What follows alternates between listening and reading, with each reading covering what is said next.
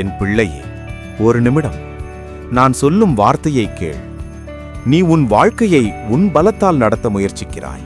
ஆனால் அதனால் சோர்வு மட்டும் வந்திருக்கிறது. இன்று நான் உனக்கு ஒரு சத்தியத்தைச் சொல்கிறேன். உன் செய்கைகளை கர்த்தருக்கு ஒப்புவி. அப்பொழுது உன் யோசனைகள் உறுதிப்படும்.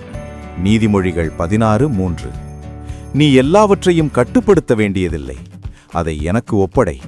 உன் கனவுகள், உன் திட்டங்கள், உன் கவலைகள் அனைத்தையும் என் கையில் வை. நான் அமைதியாக வேலை செய்கிறேன். நீ பார்க்காத வழியில் உன் வாழ்க்கையை உருவாக்குகிறேன். நீ ஒப்புவித்தால் நான் உன் பாதையை தெளிவாக்குவேன்.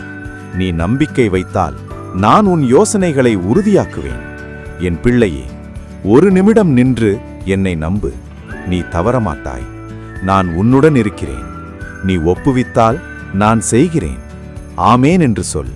அது அப்படியே நடக்கும்.